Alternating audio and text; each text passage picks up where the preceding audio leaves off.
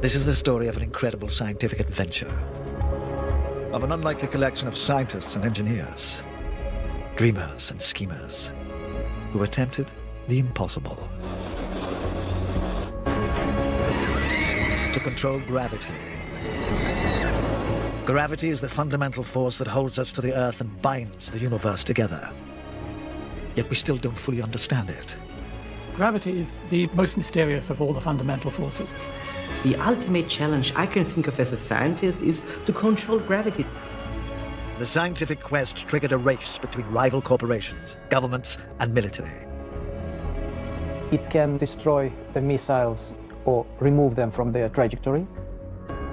Fueled by the paranoid fear of missing the greatest technological advance in history. If just one idea works even only partly, you won the jackpot. If this ever happened, it's going to change aerospace. The potential is so great. If I did not bring this to the attention of the Pentagon, I would have been fired. The search for gravity control ranges from Washington to the streets of Eastern Europe, from the deserts of America to the farthest reaches of the cosmos. Dark energy has some sort of anti-gravity. We still don't know whether it's something that we can ever harness. Someone might wonder, why can't we build a machine with it? We just need to find the trick. Unlikely as it may seem, the story begins in a corner of Lancashire, near Blackpool, with a humble engineer who had a dream. It's only another force field, but wouldn't it be good if we could actually control it and do more? If the dream of gravity control ever came true, it would revolutionize the world and could send us to the stars.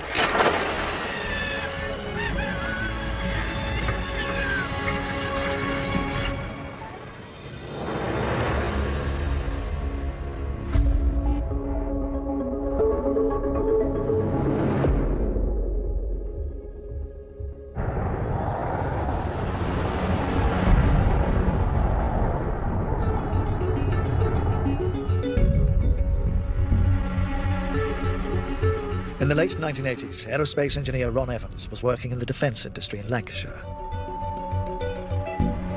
He'd been trying to find a way to detect stealth bombers using fluctuations in gravity. And he wondered if he could take it even further. Could he use gravity to levitate a plane? Of course it was impossible, but Ron did something a bit reckless. He asked his employer if they'd let him try. Ron's employer was the biggest defense and aerospace contractor in Europe, BAE Systems. And instead of telling him to have a cup of tea and a lie down, they listened. I had to go to the head of the technology board, it's a panel, and persuade them that it was worth doing. Now, clearly it was very speculative. I had to go away and come up with some concepts and come up with some ideas that could actually feature an anti-gravity or a gravity-type propulsion system. Well, this was one of the designs that we came up with. For a start, it wouldn't be limited to just flying in the air. It could fly anywhere, into space, even into water. Of course, it was a vertical takeoff design because it had a gravity engine inside, but it didn't look very exciting. And so we asked the artist to put some green rays underneath. That made it look far more futuristic.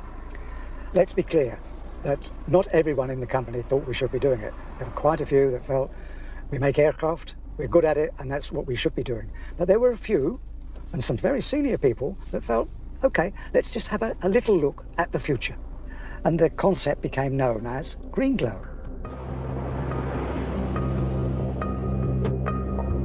As head of Project Green Glow, Ron's job was to find and develop advanced propulsion systems to overcome gravity.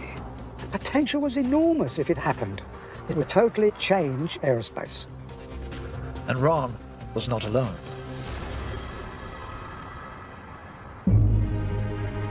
At around the same time in the US, NASA began a parallel project headed by aerospace engineer Mark Millis. It was around 1996 when I was asked to lead the Breakthrough Propulsion Physics project. Things like non-rocket space drives, interstellar propulsion, and manipulating gravity, things like that. For that project, the idea was to think radical, think big. However, today, NASA says it has moved on and doesn't want to look back. I can't go in there to talk about it now because NASA's not doing that work right now.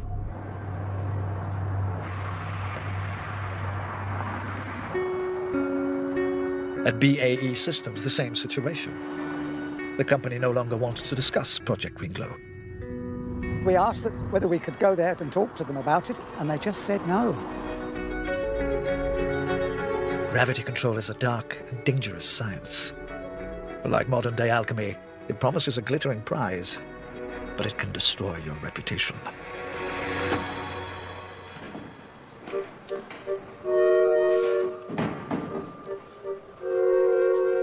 Years earlier, Ron had watched a gravity experiment bring down one of Britain's best-known scientists. This time I call for a volunteer.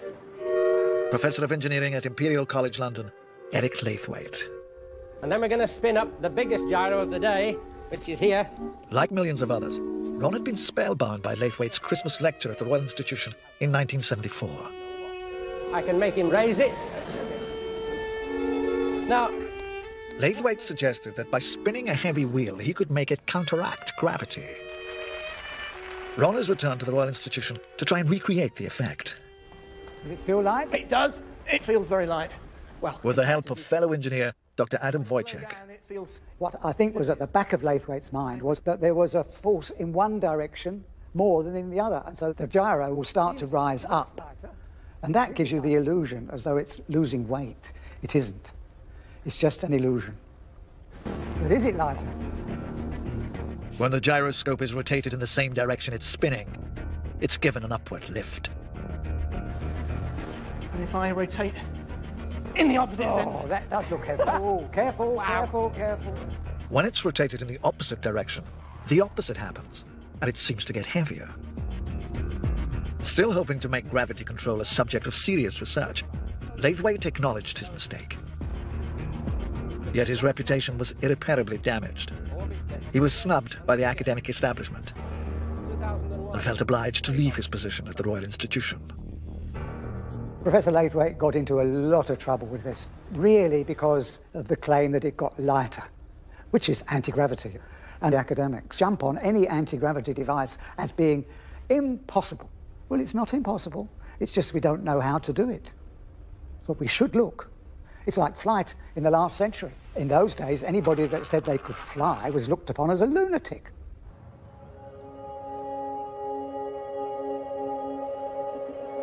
The difference is that before humans could fly, we knew birds could. We could study aerodynamics.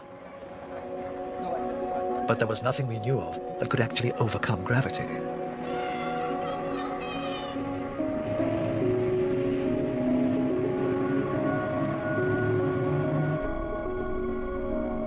The dream of lifting effortlessly from the Earth is not confined to engineers.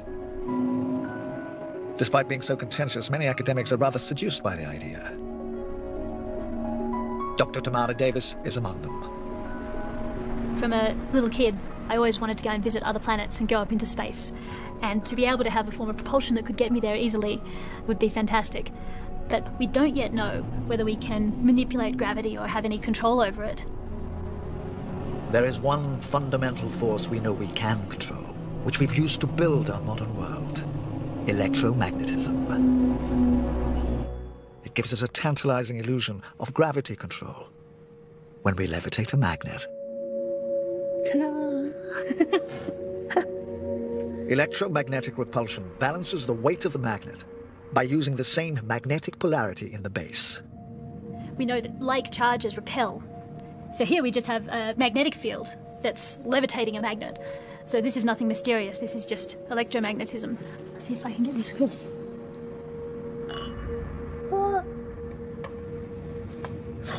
The power of control we get from electromagnetism lies in the fact that we can change its polarity and make it either repel or attract. So in electromagnetism, we have positive charges and negative charges, and they tend to attract each other. If you have a positive charge and a positive charge, it will repel from each other. But wouldn't it be great if we could get gravity to work in reverse and be able to levitate things using gravity? Only problem is there isn't any negative gravity, there isn't any anti-gravity that pushes. Gravity always pulls, as far as we know. The reason seems to be that unlike electromagnetism, gravity has only one kind of polarity: positive. One mass is simply attracted to another.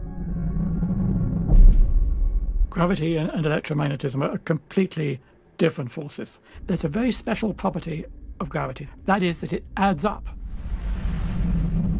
Inside an atom, there's a positive nucleus surrounded by negative electrons. So the electromagnetic value cancels out.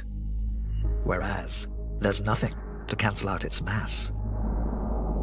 So the force on one atom adds to the force on another atom, and so they generate an attractive gravitational force.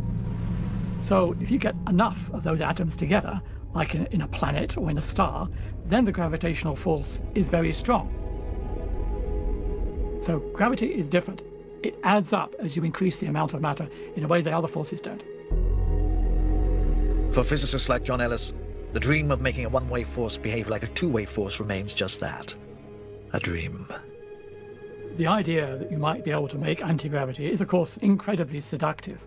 We particle theorists are also seduced by that on occasion. But don't think it's going to be possible within my lifetime, your lifetime, anybody's lifetime.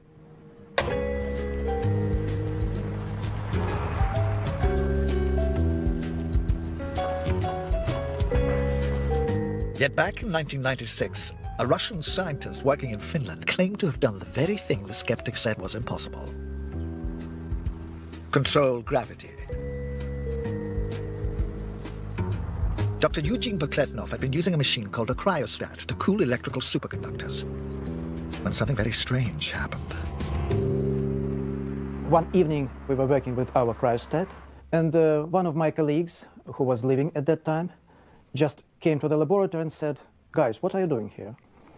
And we said, "Just working." And he was smoking his pipe.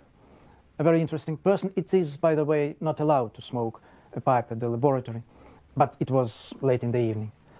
And he blew his pipe over the cryostat, and the smoke went close to the cryostat, hit some unseen barrier, and very fast went up. And it was pretty amazing. He repeated this several times and said, "You are working with magic things." And he left. So that was the beginning. After months of investigation, Pokletnov concluded that what he created was an anti-gravity field. So we have a vacuum chamber with a disk which can be rotated over 10,000 rotations per minute. And this is a weight sample which can move freely over the disk.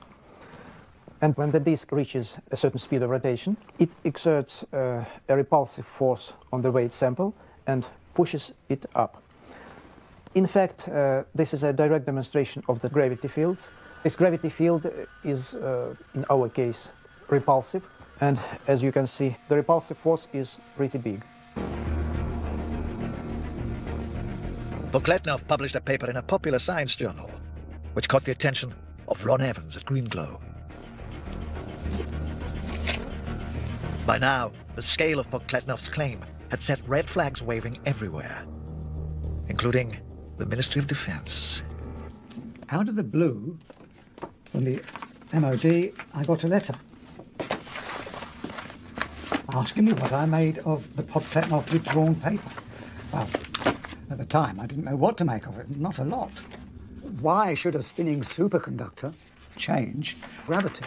It was just so odd that it never occurred to anybody before that it even should. And of course, many of the academics said impossible. But what Pokletnov did was, having seen it, he explored it further. If you spot an anomaly, then you go and investigate it to see why.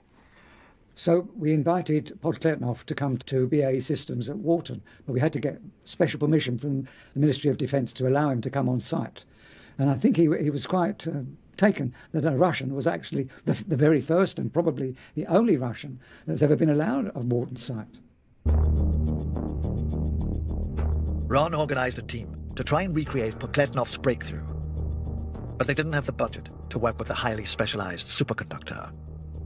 We couldn't replicate what he'd done, so we couldn't say yes, he had found an effect, or no, he hadn't. By now, Mark Millis at NASA also wanted to know if there was something in Pokletnov's claim, and he had a much bigger budget. We found people who replicated the experiment with Podkletnov's help, and they even had 50 times the detection sensitivity that Podkletnov had and did not find any effect. Despite exhaustive tests, no one seemed able to reproduce Podkletnov's so-called gravity field. I think Podkletnov had jumped to a conclusion, had seen some things, and did not take the rigor to go through and make sure that he wasn't misleading himself. Meanwhile, news of Podkletnov's breakthrough had been leaked to the press, and the resulting media storm obliged him to leave his university post. So Podkletnov went back to Moscow to work in secret. And by late 2001, he claimed he had a new way to manipulate gravity. Wary of the Western media, he contacted the one man he trusted to give him a fair hearing, Ron Evans at Green Glow. He offered to meet with Ron, but it would have to be in secret at a hotel in London, specified by him. It was a secret meeting because I did not want to attract the attention of military people in Russia. By now, Ron was getting concerned his project was being dragged into a world of fantasy and subterfuge. It really was like John le Carré's story. And he said he could afford us just a little bit of time if we wanted to learn a little bit more about what he'd been doing in Moscow. Because of his security concerns, Podkletnov was only prepared to tell Ron the basic concept. I presented to him my latest works with impulse gravity generator, which gives a very short impulse of gravity waves. It's really a giant spark plug, really. But according to Dr. Podkletnov, someone way away, a kilometre away, on the balcony of some flats in line with the beam, was still able to detect a slight effect. That was incredible. It can be used for the propulsion in space, but at the same time it is a very powerful weapon, and it can destroy the missiles or remove them from their trajectory. So the interest from military people will be definitely big. What did I think? It was very...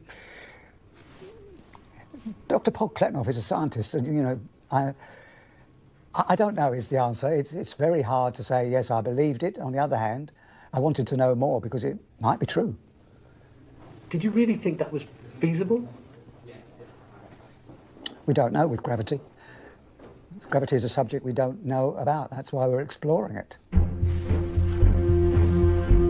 For years, the gravity pulse concept remained shrouded in secrecy and stayed unproven.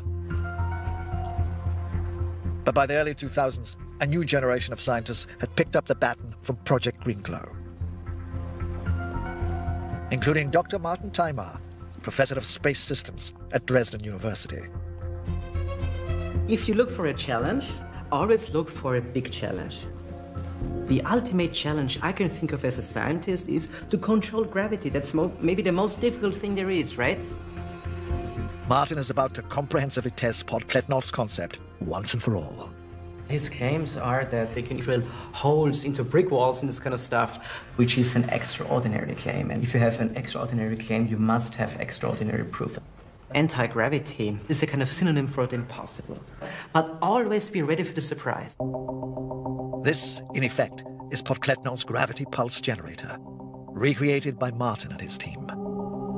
As Ron Evans guessed, it's based on a kind of giant spark plug, essentially two electrodes in a box. Basically, you have two electrodes, one here and one here, and you're running a very, very high electric current, the discharge through that. The discharge goes through a superconductor. According to Podkletnov, this somehow creates a pulse of gravity, which is picked up by a sensor, acting like an electronic pendulum. And let's say if you have here a pendulum here, that when this gravitational impulse hits the pendulum, you will actually get a deflection of the pendulum. And so the claim is that this is actually also creating not only an electric discharge, but a kind of a gravitational impulse, a push to something at a distance.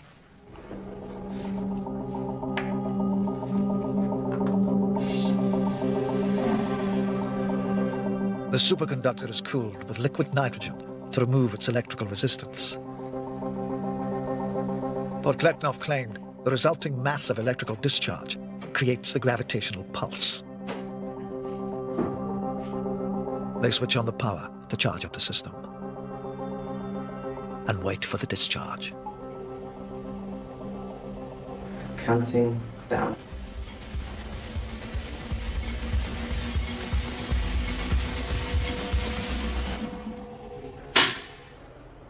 There is a reading. So here's the data. Gravity goes with the speed of light, so you should see an instantaneous peak. And then the sound from this bang, this takes some time until it arrives. So we should see two distinct peaks because we have such a high time resolution. So that's the acoustic impulse. And exactly here, that's where the gravitational impulse should be, where we don't see it. The sensor felt the sound wave from the spark, but no gravity pulse. That's the most sensitive sensor there is in the world. And we don't even see something out of the noise. So how can you make a claim to say that you move things meters away or that you actually push pendulums away? So that's really outrageous claim. We haven't seen something not even remotely like that, so unfortunately. But yeah, so far, no luck. So this guy had the idea that by messing around with superconductors, he could change the strength of the gravitational field. Crap. None of Podkletnov's methods seemed able to alter gravity in the lab. Could the reason be a simple problem of scale?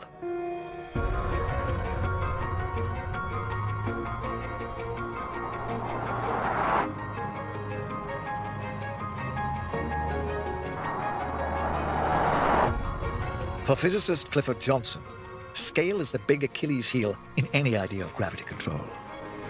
Because at human scales, there's almost nothing there to control. Most people think that gravity is an extremely strong force, and indeed it does seem to be. It binds us here to the Earth. But actually, of all the forces we know in nature, it's the weakest. I'm actually going to show you something.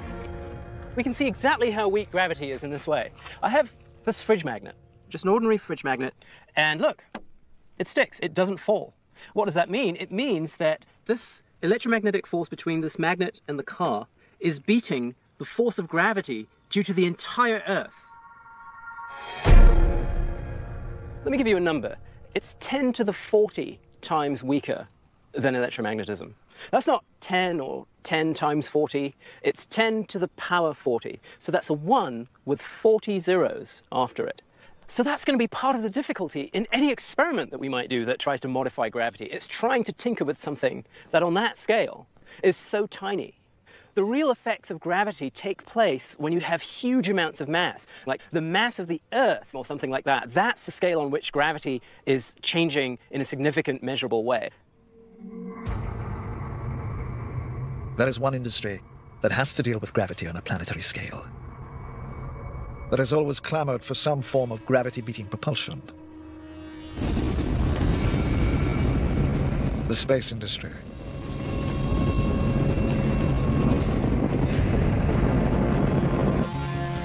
Mark Millis ran NASA's Breakthrough Propulsion Project. One of its long-term goals was to move away from using rockets. The problem with rockets is not that they can't beat gravity, it's the amount of thrust they need to do it. If you think about the Apollo spacecraft, and you imagine here's the Saturn V, the very tip of that and then a little bit below that was the actual spacecraft itself, and all the rest of this was the propellant, the rocket fuel, and that's just to the moon. NASA aims to get humans to Mars and back within the next decade and a half. Maybe one day beyond the solar system itself. But just the Martian step seems impractical with conventional rockets, because leaving the Earth's gravity takes so much fuel. The farther or faster that you want to go, or more that you want to carry, you need this extra propellant to do that. And then you need extra propellant for the extra propellant, and it adds up exponentially. If you wanted to go to our nearest neighboring star, which is over 4 light years away, and you wanted to do it with the kind of rockets that are on the space shuttle, and say you want to do it in 50 years, you're having to go 1/10 of the speed of light. Well, the amount of propellant you need for that journey is about the mass of our entire sun. For Mark and NASA, the focus was less on controlling gravity itself than finding ways to get to the stars. They didn't care how, as long as it didn't need rocket fuel.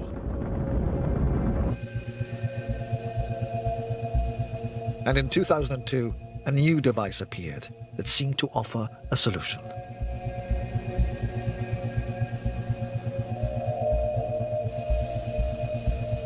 Invented by a former defense research engineer, Roger Scheuer. The big advantage of M-Drive is that it's a device which creates a force, but it doesn't have to shoot out a propellant out of the back. Instead of using rocket fuel to create thrust, the M-Drive uses microwave energy, just like a domestic oven. Microwaves bounce around inside the box in waves, cooking your food. To stop that energy cooking you, there is a mesh on the door with holes in. The diameter of these holes are so small that instead of going through it, microwave radiation is actually bouncing up and down vertically in the hole. The holes trap the waves, slowing them to a standstill. According to Roger, the narrow end of his M-Drive does exactly the same job. So the waves are going faster at the large end than they are at the small end. This means that the force at the large end is greater than the force at the small end, which will cause the cavity to move in the opposite direction. It would only produce a small amount of thrust, but in space, that would matter. An M-Drive thruster with continuous electrical power gives you continuous acceleration, and therefore you can achieve very large velocities and travel very large distances. Roger believes that if he could make it big enough, it could potentially lift us from the Earth. You suddenly have a lift engine which simply hovers there, or indeed accelerates upwards. So we can obviously envisage launching large payloads into space on an M-Drive driven spaceplane. Essentially, we are no longer looking at ways that we can control gravity itself. We are beating gravity the smart way. If it works. Though he didn't claim to control gravity, Roger's M-Drive concept was rejected by a lot of theoretical scientists who claimed that basic physics just didn't add up. So imagine I'm a particle of light and I bounce off one side of a box. I push off and I push the box that way, go this way, but then I hit the other side of the box and I bounce off just as hard. So the box doesn't go anywhere. So for it to move, I would have to push off one side and then escape out the other end, the way that a rocket does. So that's why we're not sure how the M-Drive works, because bouncing off both sides of a box, you wouldn't get any thrust. Newton told us that action and reaction are equal and opposite, but the M-Drive, nothing comes out. And so I don't see how you can generate momentum out of nothing. My view is, who cares? It's the experiment. If the experiment works, it's up to the theoretical people to put a theory around why it works. From what we understand so far, it shouldn't work. But if you have an open mind and say, well, what if? If it does work, it's a revolution. It's a new propulsion system. To settle the argument between the theorists and engineers, Martin Timar had the perfect test facility in Dresden. A large vacuum chamber mounted on dampers to isolate it from the surrounding world. A carefully designed rig to hold the drive, with a finely tuned balance to record any thrust. And most importantly, a copy of Roger Scheuer's original M-Drive. Martin's version is small, but if the principle works, there should be measurable thrust.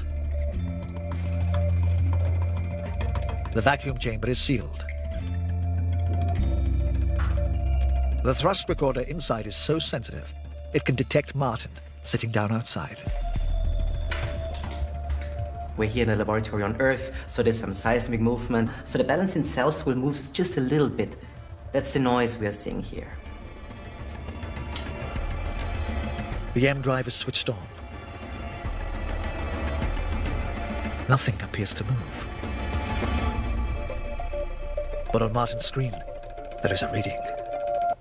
When we turn on the thruster, the balance indeed reacts, and we measure something which looks actually like a thrust. What we measured here in this case is something like 25 micronewtons. That's very, very small.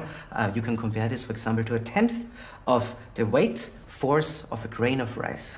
Incredibly small, still, however, useful, for example. In space, we have thrusters, actually, which have this tiny amount of force, which is still useful to maneuver spacecraft, for instance. The first results seemed positive. But when Martin experimented further, he discovered a problem. So we had the thruster pointing in that direction, we measured thrust in that direction, and when we tilted it 90 degrees, however, we still measured thrust in this direction, which we shouldn't have. There can still be some major influence from, for example, the power feeding lines that we still need to solve to find out what's the real thrust produced by the EM drive, if there is any thrust produced.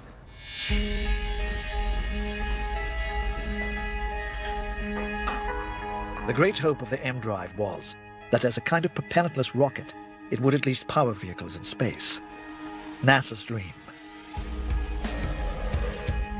But NASA didn't pursue the idea any further, or any other gravity-defying concepts.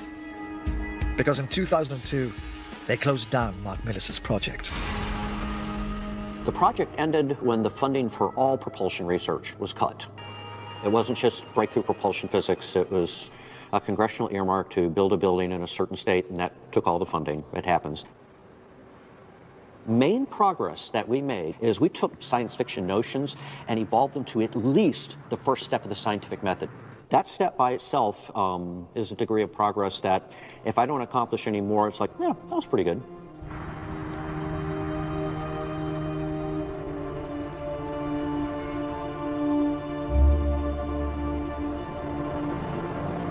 Ron Evans kept going for another 3 years.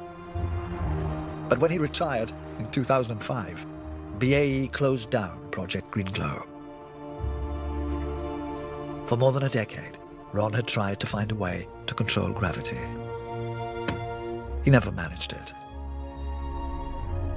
Is it a shame?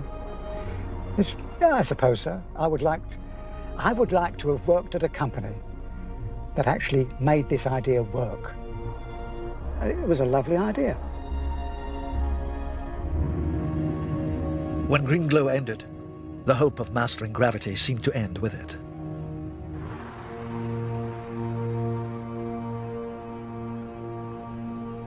If that was ever going to change, we needed to go much deeper into how gravity actually worked.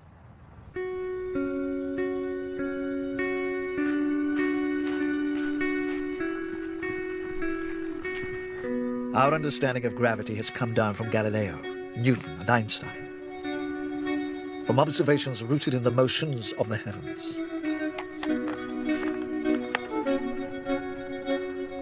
Now, those same heavens seem to be showing us something that looks remarkably like anti-gravity.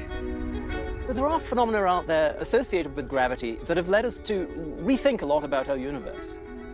If you look at distant galaxies, they're moving away from us as we expect because the universe began with this big bang and everything is being thrown outwards.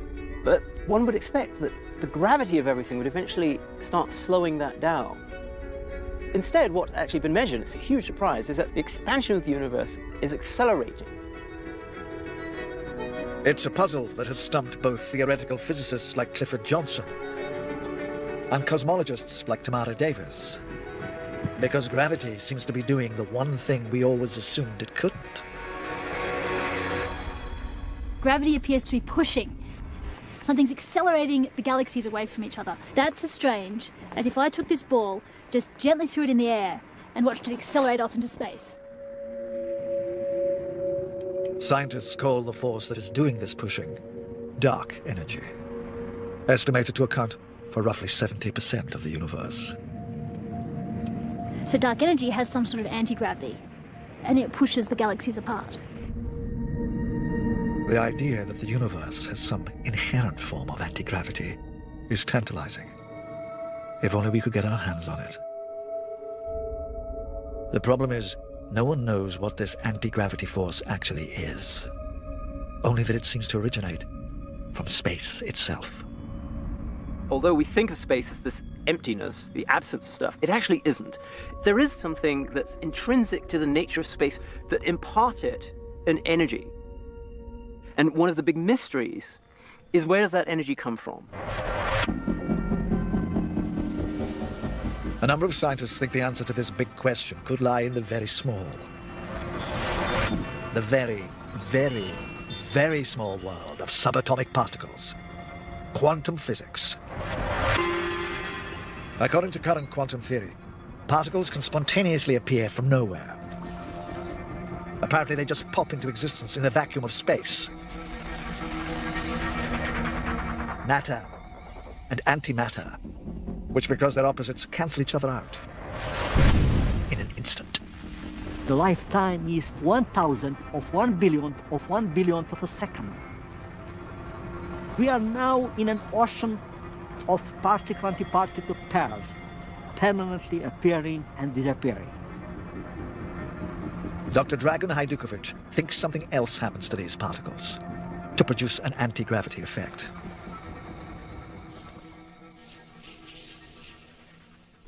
For the briefest moment of their existence, these particles can be polarized, like iron filings.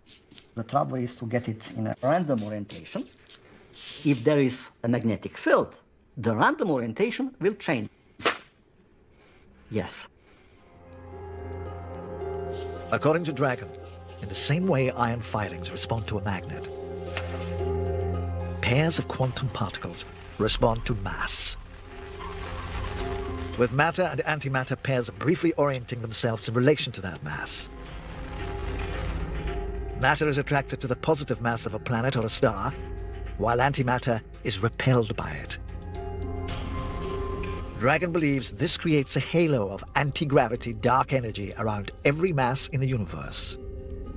All these halos together has negative pressure, what is exactly what we need in cosmological equations to produce the accelerated expansion of the universe. It means that there are both positive and negative gravitational charges. So far, we know that gravity is only attraction. It may be that gravity is also repulsion, but not between matter and matter, but between matter and antimatter. Dragan's theory that the key to anti-gravity lies in antimatter is actually going to be tested. Here, in the world's biggest physics lab at CERN in Switzerland. Not in the famous Large Hadron Collider, but in the improbably named Antimatter Factory and its Alpha experiment. A team led by Jeffrey Hangst is building a machine that in a couple of years will answer one of the biggest questions in gravity research. Does antimatter fall down or up? The first step is to make antimatter particles of hydrogen. We'll start here with this beam line. That provides the nucleus of the antihydrogen atom, the antiprotons. They come through here at a reasonably high energy and get stopped inside this magnet, which is where the actual antihydrogen will be formed and trapped.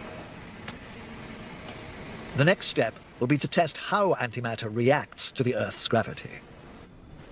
Okay, so this machine can trap and release antihydrogen, but it's not ideal for gravity. What we want to do now is take a machine like this and turn it on its head so that we can actually see the free fall of the antimatter that is released. If Dragan is right, then the antihydrogen will fall up. And somebody wins a Nobel Prize, that's for sure. And we have to rewrite a lot of textbooks. Hi, Dragan. Hi. Welcome to Alpha. Again. Come on in. Let's take a look at this machine. Alpha is part of CERN's ongoing exploration into the nature of matter and gravity.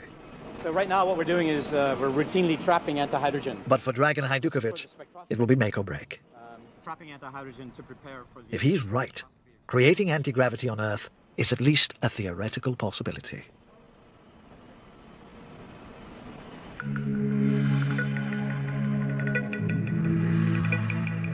One of the big theoretical objections to gravity control was always that, unlike electromagnetism, gravity had no negative form. Yet evidence from the cosmos seems to suggest that negative gravity does exist. To bring it down to Earth, however, seems to require some form of negative entity. Dragan Hajdukovic thinks it could be antimatter.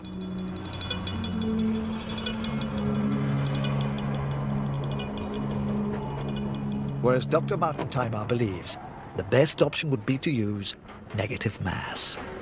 So let's imagine something that we can all imagine. Let's say we have positive mass. Positive mass means that if I'm pushing positive mass, it always accelerates in the same direction as I'm pushing. Now let's imagine something magical. Let's imagine we have positive and we have negative mass. They will attract each other. Now, the positive mass is attracted here and it accelerates in the very same direction. The negative is attracted over there, but because it's negative mass, it accelerates over there. So they both would start to accelerate in one direction of the negative mass.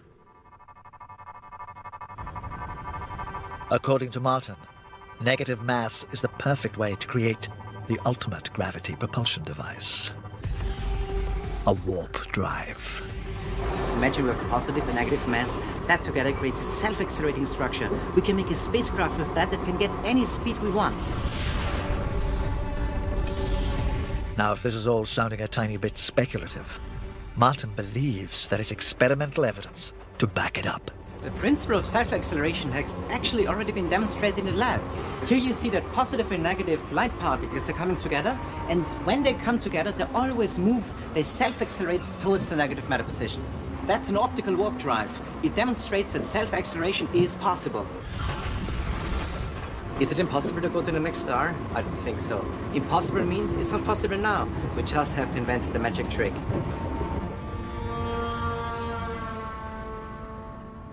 For Martin, the concept of negative mass is more than just a clever theory. It's the key to conquering gravity. But even if negative mass could be manufactured and harnessed to power a warp drive, many scientists think it would be impossible to use because of Einstein's theory of gravity. From Einstein's perspective, a mass actually distorts the fabric of space and time, or space-time as it's called. That distortion is rather like a well. So here's another object that's moving nearby our mass that has bent space-time, and as it goes past, it bends towards the massive object. But a negative mass would be, in our analogy here, something like a mound instead of a depression, and then you run into problems. The problem, according to Einstein, is that using a negative mass would mean inverting space-time, effectively turning the fabric of the universe inside out. And what you end up with is something that's called a runaway problem. You have physics that is just running out of control. It'll accelerate away arbitrarily with zero cost of energy. And if that were really happening anywhere in the universe, we'd see it spectacularly becoming an unstable situation. That's been proposed by other people as an actual solution to the problem. That's hilarious. If Clifford Johnson and other theoretical physicists are right, anti-gravity propulsion will remain an unworkable dream. It seems the laws of physics simply don't allow it. At least, not as we understand those laws today. Because just as Galileo gave way to Newton, and Newton gave way to Einstein, theories do change.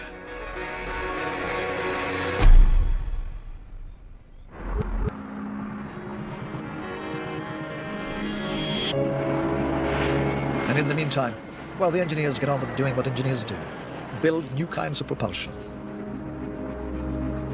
Today, that includes NASA. At the Glenn Research Laboratory in Ohio, work is underway to produce new forms of space engine. Ones that really could take us where rockets can't, beyond our solar system. What we have here is a high-powered ion thruster. And the way it produces thrust, our ions are created inside this ring, and then we establish electrostatic potential that accelerates these ions out and produces large velocities. And what that does is it gives us very efficient production of thrust. This is an ion thruster under test, pouring out a constant stream of charged particles. It's less powerful than a rocket, but capable of accelerating a spacecraft almost indefinitely. These systems are ideal for in space. You know, we operate them purely in space because it's very gentle. You know, the thrust level is low, but over time you can develop much higher velocities than you can with chemical rockets. NASA's focus is on space propulsion. beyond the Earth's gravitation. Yet there is a propulsion concept that aims to revolutionize all of aerospace, resurrected from the days of Project Greenglow. It's Roger Scheuer's microwave thruster, the M drive. 10 years ago, it was unproven technology. This is a newer, bigger model under test. Balanced on a pivot, Roger claims it is moving under its own steam. The thrust is coming out in this direction, and it is pushing the whole rig in a counterclockwise direction. It's moving 100 kilograms of mass, exactly as it would if it was a satellite in weightless conditions. According to Roger, this model generates 9 grams of thrust, equivalent to NASA's Ion thruster. But he hopes to make an M drive capable of generating a thrust of 9 tons. And 9 tons will be used to lift and accelerate vertically any air vehicle we wish. A true revolution. M drive is still at the concept stage. But if it turns out it really does work, no one wants to miss out on its potential.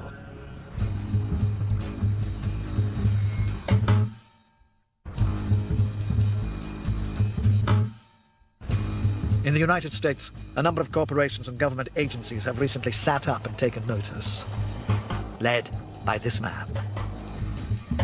Colonel Coyote Smith is the former head of DreamWorks. Not the movie company, but something even more powerful. A future concepts department in the Pentagon's National Security Space Office. The potential is so great. If I did not bring this to the attention of the scientific community inside the U.S. that works inside our space program, oh, I would have been fired. That's just absolutely the type of technology that we have to track down, these revolutionary breakthroughs. Now, all of the physicists disclaimed it. But the ironic thing is when I took it to the engineering community, they didn't care why it worked. They were just interested that it worked. 10 years ago, Project Greenglow ended, and Ron Evans thought official gravity research had ended with it. But today, he's been invited to witness a unique gravitational breakthrough.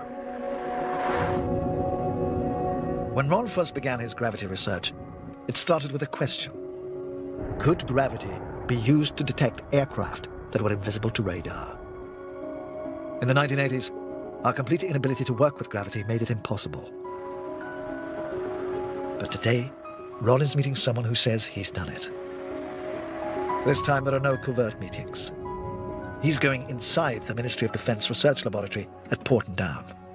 Ron, good morning. Welcome to the Defense Science and Technology. This is the... Neil Stansfield heads a department here that looks at what they call disruptive technology. And they have taken a potential step on the road to gravity control, using quantum engineering. So what we have here is our quantum gravity gradiometer. It's a small system. At the heart of the device, we have a vacuum chamber. The sensor uses lasers to freeze a cloud of atoms. This cloud responds to disturbance in the Earth's gravitational field caused by moving mass. The atoms are sensitive enough to detect the mass of my body at a range of about 1 meter. So your gravitational field is affecting this device? Yes. This is the first time Ron has seen anyone actively using gravity. To me, this is amazing technology. Getting into the quantum, that's really allowing us to do things that were just unbelievable 30 years ago. Yes, some people use the phrase, they break the laws of physics. I prefer to say they break the laws of physics as we understand them today. 100 years ago, we didn't understand the quantum physics. The idea of being able to measure changes in gravity, science fiction, could never happen. Today we can.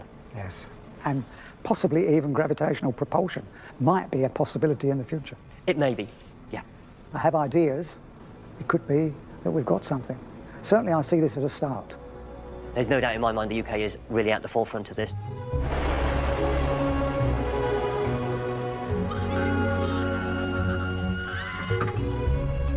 Ron Evans' mission to control gravity began here, in a cold, wet corner of Lancashire, where people go to live their dreams. Where no one ever worried about the word impossible. For Ron Evans, gravity control is just something we haven't learned to do. Yet. I'm sure we will one day. It's just a matter of time.